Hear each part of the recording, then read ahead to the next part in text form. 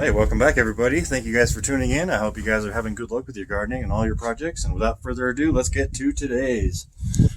As you can see, we have plywood. Now I'm one sheet short because I can't count.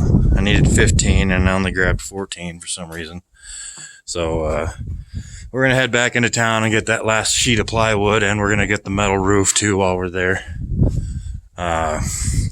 Just wanted to share some of the progress. So we wound up putting 2x8s down the middle to act as some extra supports. Obviously, I'm not a carpenter. Somebody told me to put them up there like that flat. I'm not sure if it makes a difference, if they'll be stronger the other way vertically or flat like that. But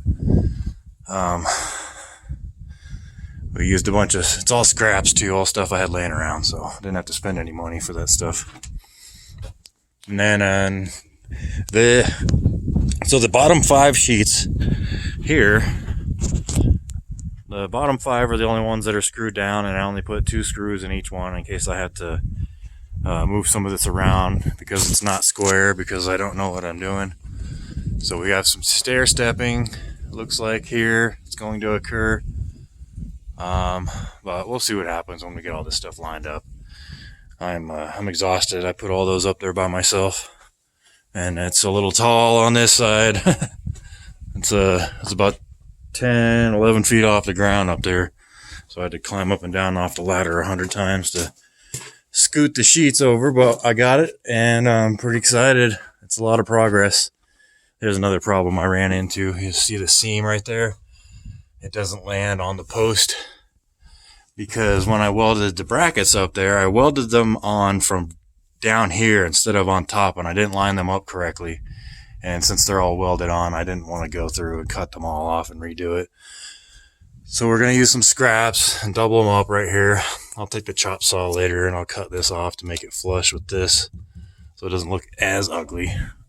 But I'll be the only one that looks at it anyways. It's not like I have company over. Maybe Rich or Shane. Those are about the only people that ever come over. So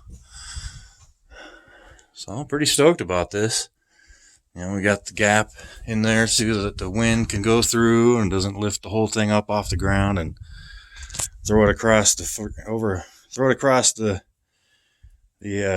property here. You can hear it in my voice. I'm exhausted. I've been working on this all morning. I don't even know what time it is.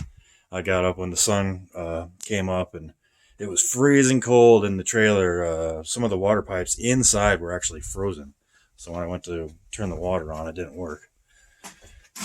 And I tried to turn the pump on, and it freaked out because I think the water inside it was frozen. So hopefully that's not damaged.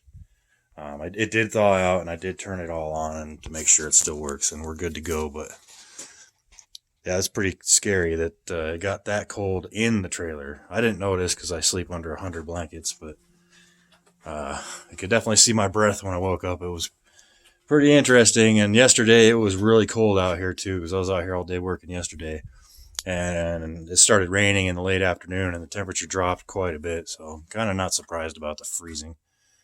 And then last night when I was winding down, I had the heater going until right before I go to bed. And then when I go to bed, I turn the generator off. That way I'm not wasting gas, because I don't need the heater on when I'm sleeping, because I got all those blankets. But anyways, this is super duper exciting, you guys. I think we're going to wrap this up. I need to get into town and get the rest of the supplies. Once we do get the roof completely screwed down, I've got some tar paper. We're going to cover the whole thing with tar paper as well. And then we're going to put the metal roof on top of that. That way, this should last a long time. And the side that's facing down, is very smooth.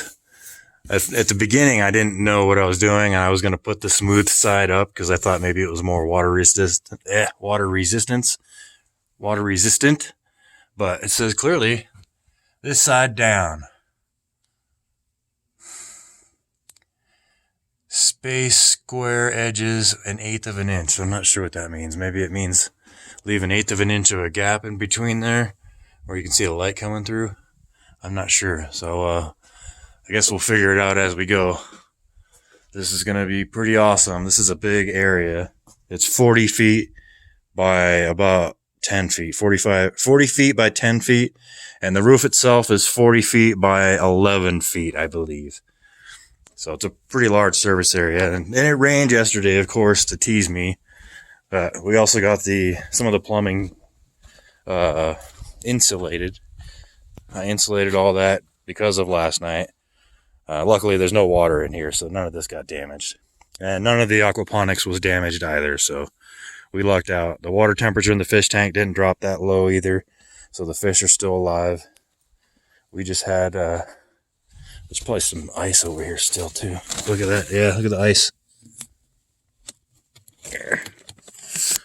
There's still ice. Unbelievable. That's how cold it got. And I filled up the tank inside the trailer this morning with this guy. And the plastic lid, when I took it off, it had ice all over it too. And this hose was full of ice. So I had to lay the hose out there in the sun for about 4 hours to thaw out. And then I was able to refill my tank. But enough of that. Look at this gorgeous roof. I've never built anything like this before. This is by far the biggest project I have ever taken on as far as building with wood. So yeah, we're gonna wrap this up and I'm gonna take off and get the rest of the supplies. And if you guys have any questions or comments, leave those down below. And as always, keep building and try to be good to each other. Some of us aren't here for very long, and a little bit of kindness will go a long way. So God bless you all, and peace.